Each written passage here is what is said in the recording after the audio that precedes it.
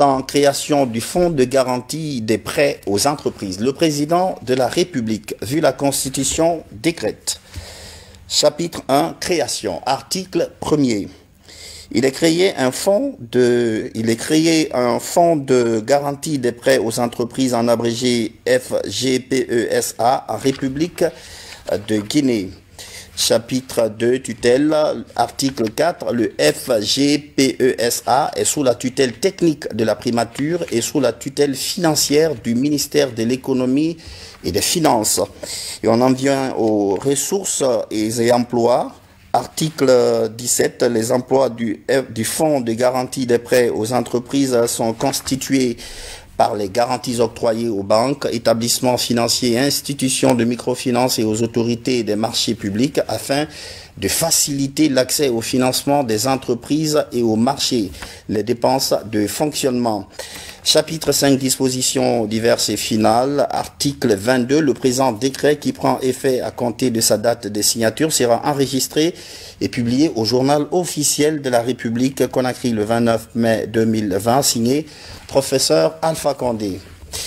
Décret portant création du fonds d'appui au groupement d'intérêt économique GIE et aux entreprises. Le président de la République, vu la Constitution, décrète chapitre 1, création, article 1er. Il est institué un fonds d'appui au groupement d'intérêt économique GIE et aux entreprises.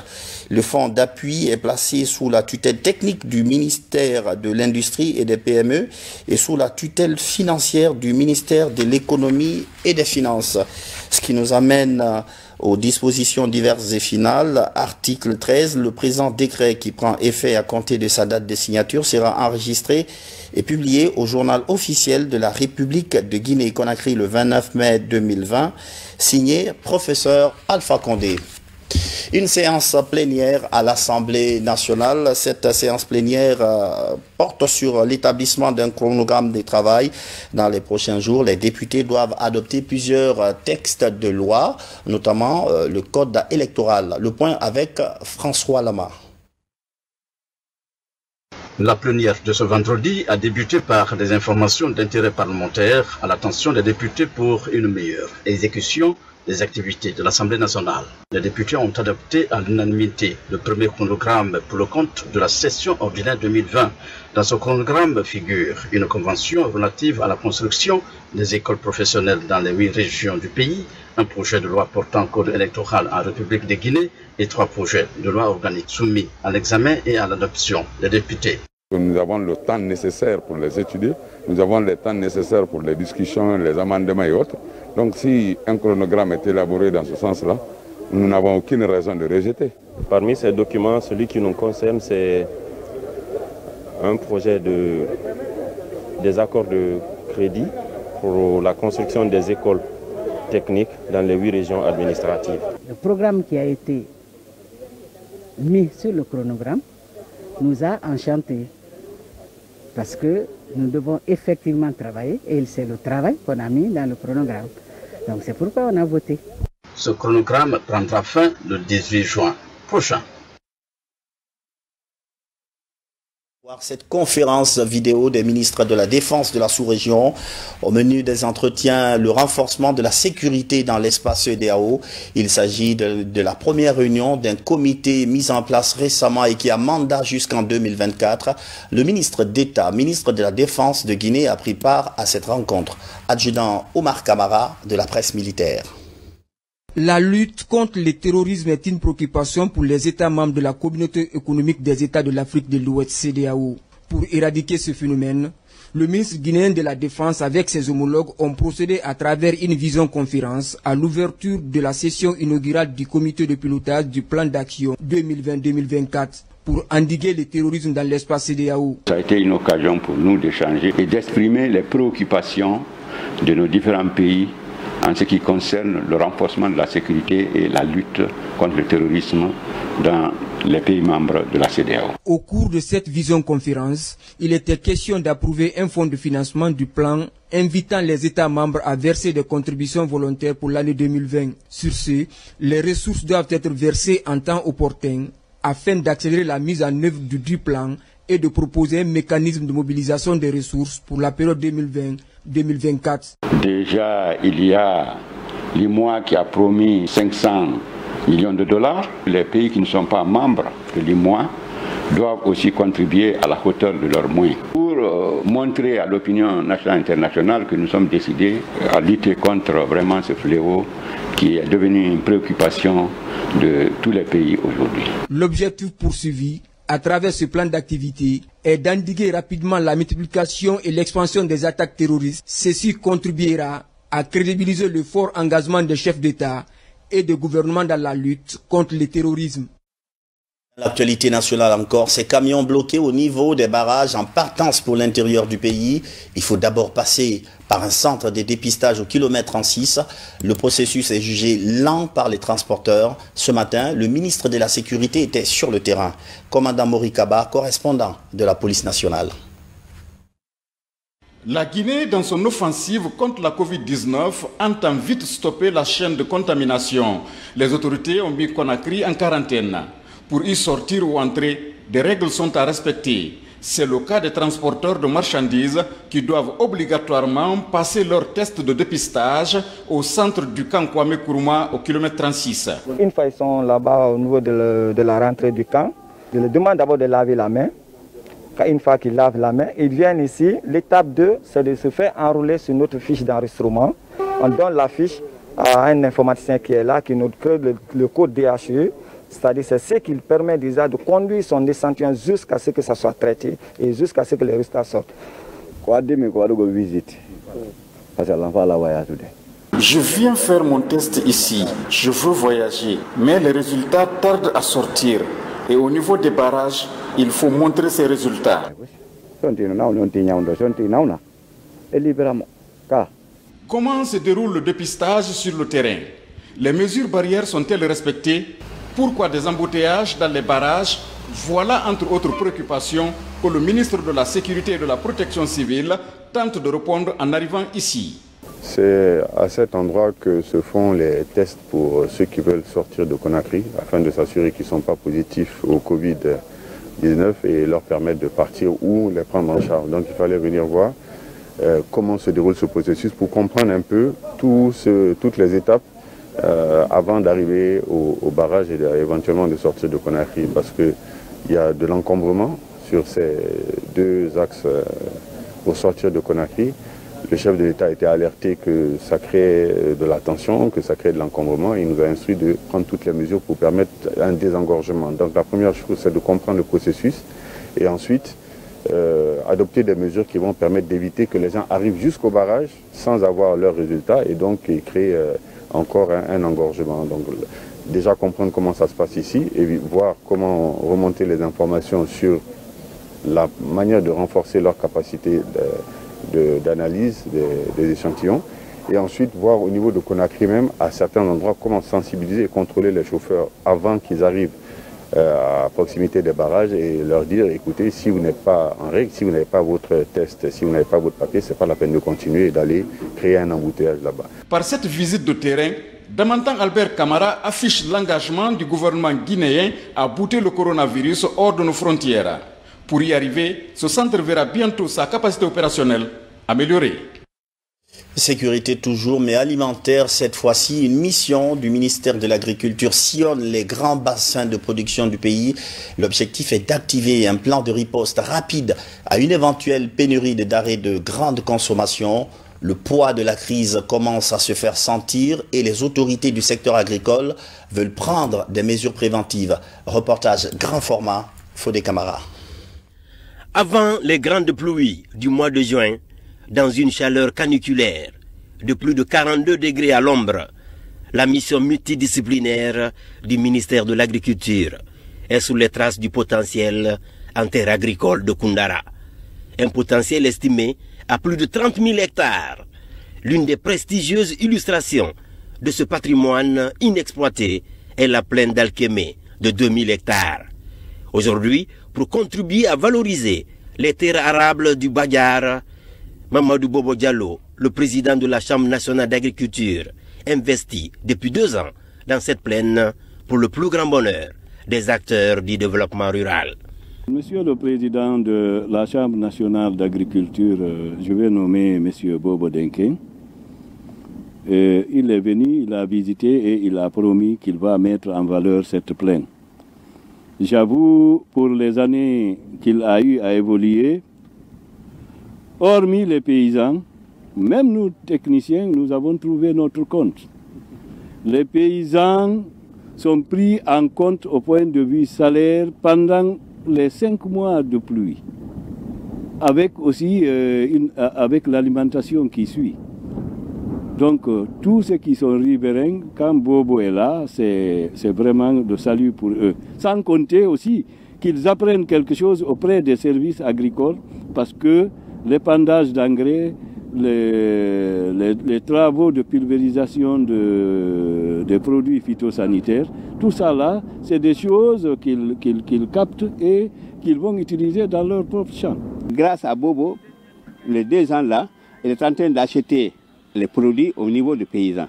Donc ça encourage les paysans de cultiver beaucoup. La feuille de route de cette mission de supervision agricole est d'évaluer les effets du coronavirus, mais aussi faire l'état des lieux, des domaines et des équipements agricoles pour baliser les interventions du gouvernement. Comme vous le savez, l'État veut prendre, dans le domaine agricole, l'État veut prendre les taureaux par les cornes pour éviter les difficultés futures.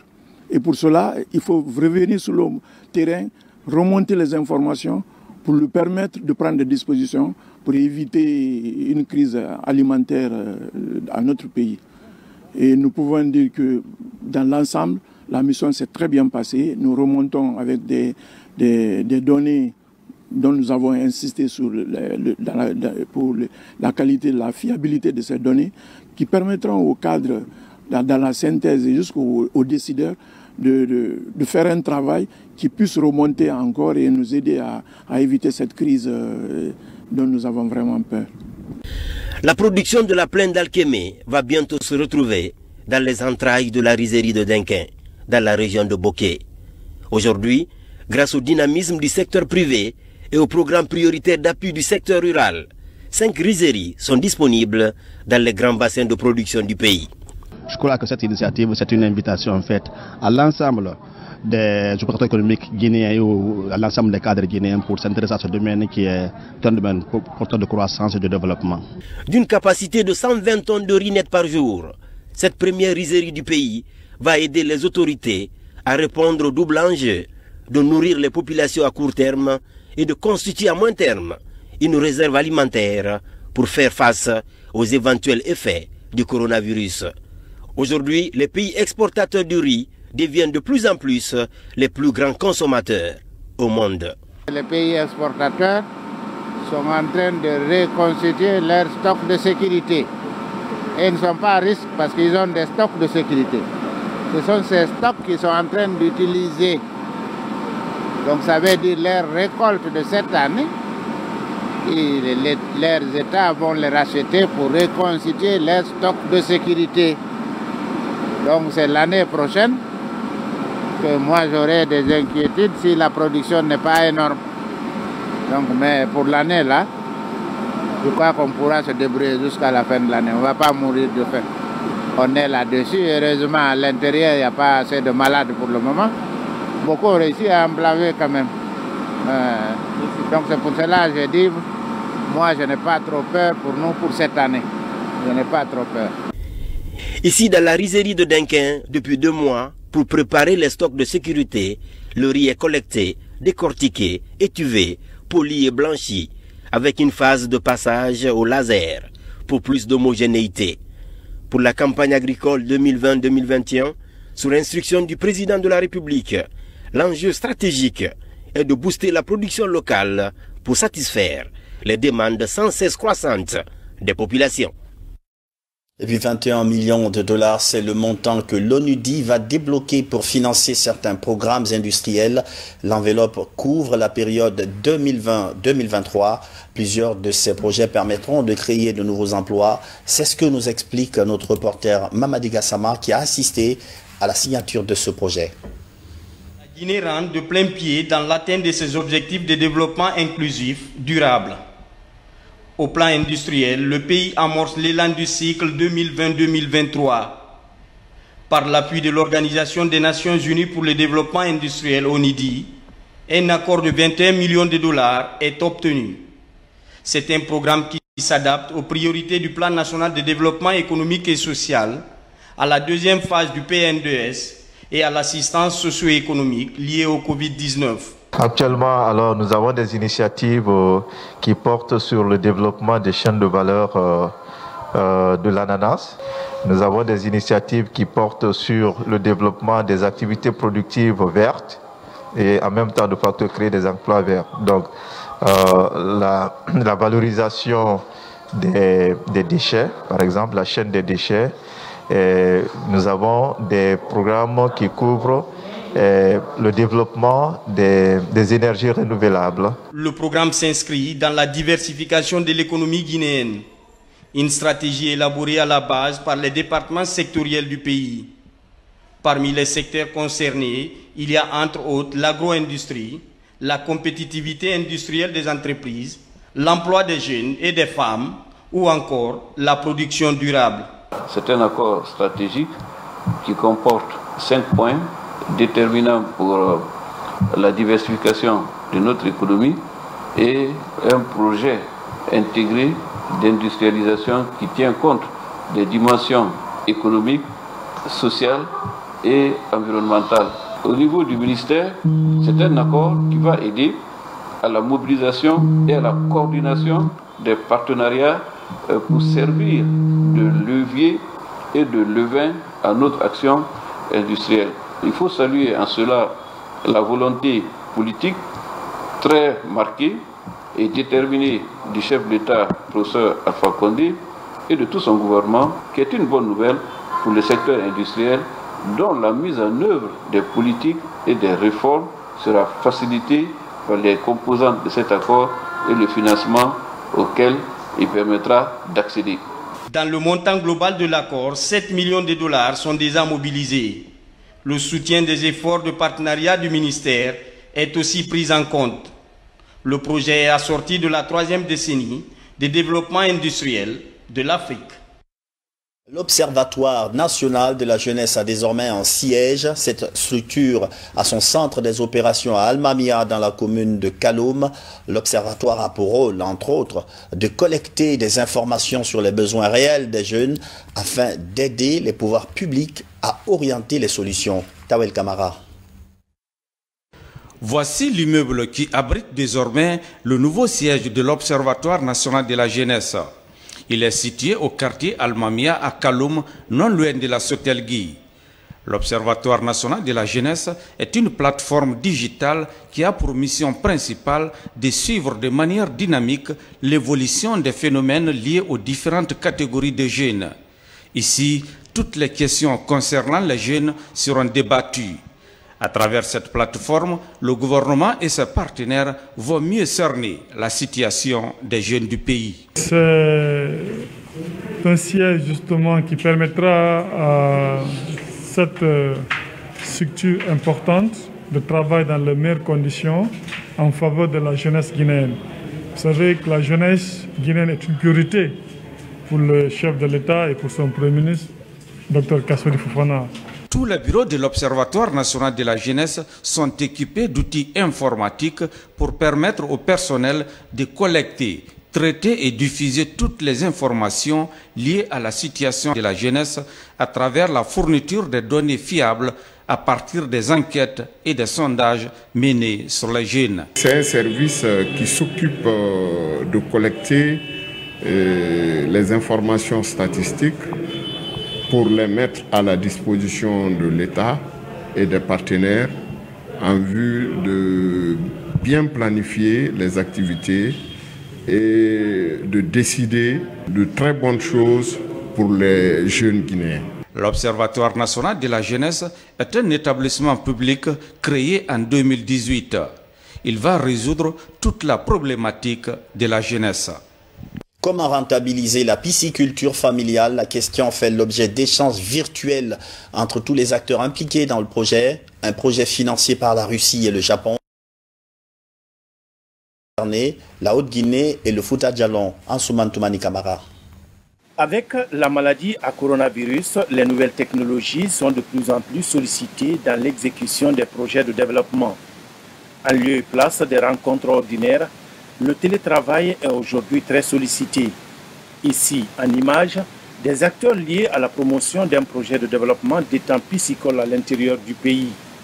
Au total, plus de 35 sites seront aménagés en Haute et Moyenne Guinée et touchera plus de 20 000 personnes.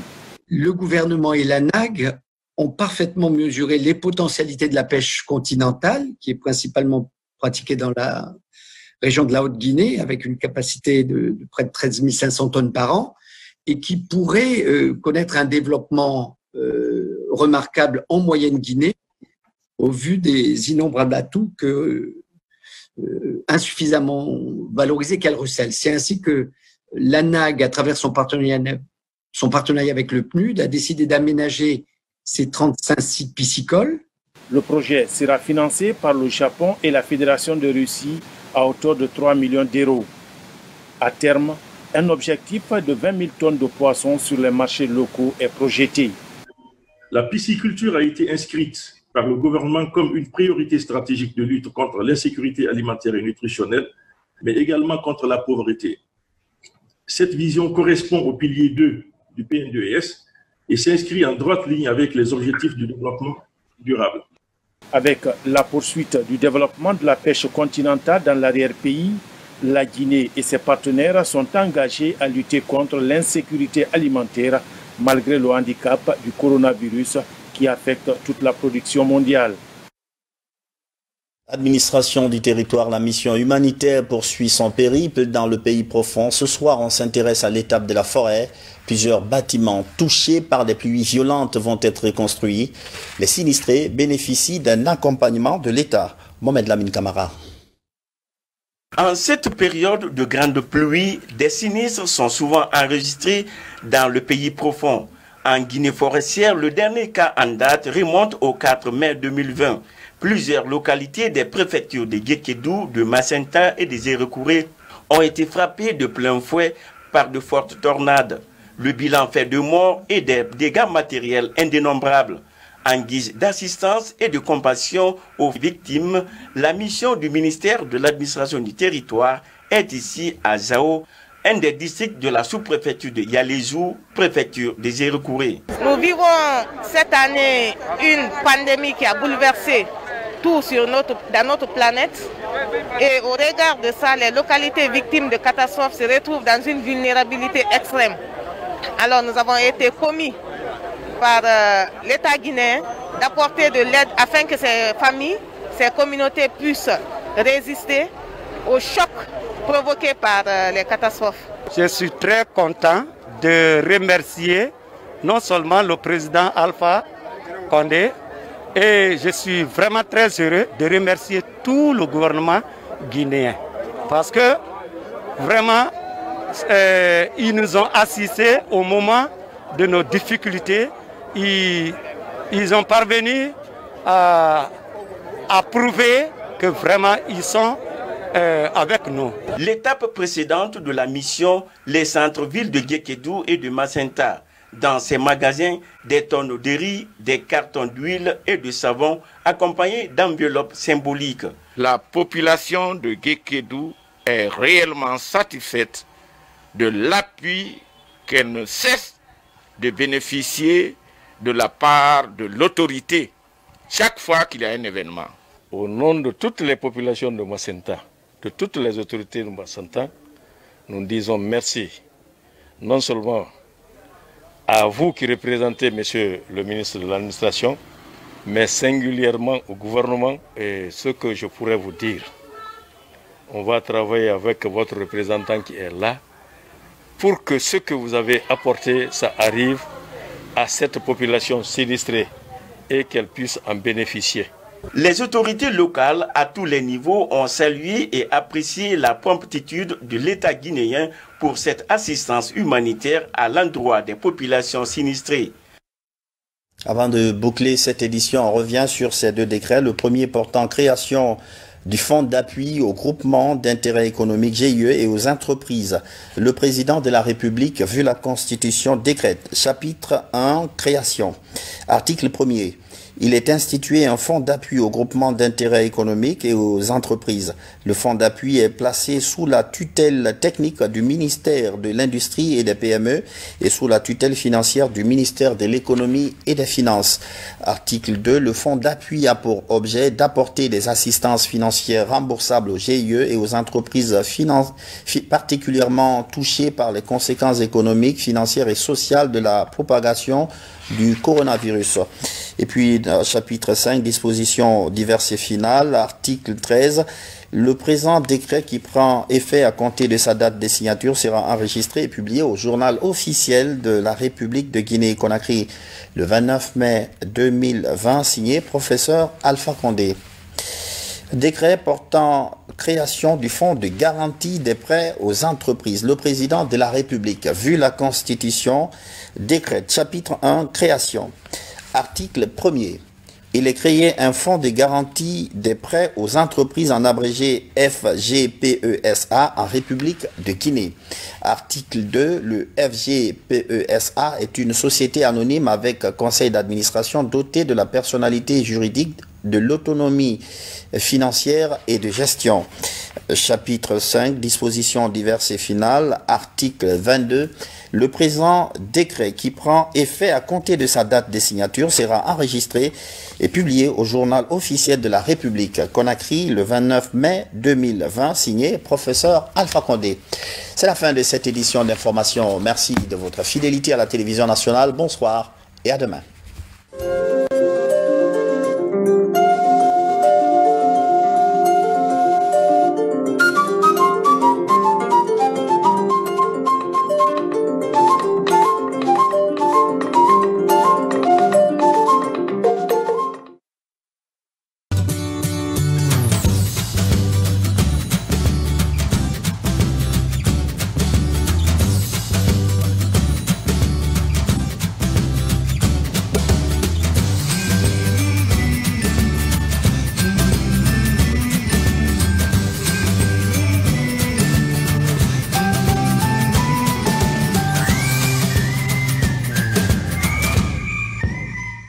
Mesdames et messieurs, bonsoir. Nous avons enregistré 103 nouveaux cas positifs sur 702 échantillons testés, soit un indice de positivité de 14%. Et nous avons franchi la base de 3600 cas en Guinée depuis le début de la maladie. Toujours, 1950 personnes sont suivies par nos services de santé comme contact. 750 personnes restent hospitalisées sur les différents sites, à Donka, au camp Al-Fayaya, à la maison centrale et au Krems à Kindia. Nous n'avons pas enregistré, heureusement, de nouveaux décès et le total est toujours de 22. Heureusement encore, 50 personnes sont sorties guéries de ces différents sites de prise en charge, ce qui porte le nombre de guéris à 2000. 2000 personnes sont sorties guéries, mesdames et messieurs. À la réanimation, 18 personnes sont hospitalisées, dont 16 sont sous soins intensifs. 103 malades sont passés dans ce service de réanimation. Comme d'habitude, nous disons une fois de plus merci à nos services de santé, au personnel de santé sur le terrain et au personnel de santé dans les différents sites de prise en charge. Quant aux activités communautaires, elles continuent. Nous croyons fortement en ces activités communautaires car elles permettent de distribuer gratuitement des bavettes dans les ménages pour rompre la chaîne de transmission. À date, 633 000 bavettes sont partagées dans la ville de Conakry et plus de 280 000 ménages visités et 33 000 kits de lavage installés gratuitement. Mesdames et messieurs, ce soir, nous allons parler du problème de stigmatisation dont certaines sorties guéries de la Covid font l'objet dans leur secteur, quartier et lieux de service. Certes, la Covid est une maladie contagieuse, mais elle reste malgré tout une maladie comme toute autre maladie et peut toucher tout le monde, sans distinction, quel que soit notre âge, notre statut social, nos opinions et nos croyances. Imaginez-vous Un voisin qui a volontairement accepté de se faire dépister, s'est soumis au traitement et après sa guérison, se voit rejeté par son réseau social. Cet état de fait peut entraîner plusieurs conséquences, non seulement pour lui, mais aussi pour d'autres personnes. La perte de confiance en soi pour un fait dont nous ne sommes nullement responsables. La honte de vivre dans son milieu social au risque d'être rejeté. La peur de se faire dépister au risque de se voir mis à l'écart, ce qui pourra accroître le risque de propagation de la maladie chez nous. La crise de solidarité entre voisins ou collègues de service. Le retard dans la prise en charge des nouveaux cas avec les risques de complications. Nous tenons à vous rassurer qu'un guéri de Covid ne présente aucune menace. C'est-à-dire qu'il est sorti sain après un test et il a pris ses médicaments correctement. Cela voudra dire qu'il ne peut plus infecter une autre personne autour de lui.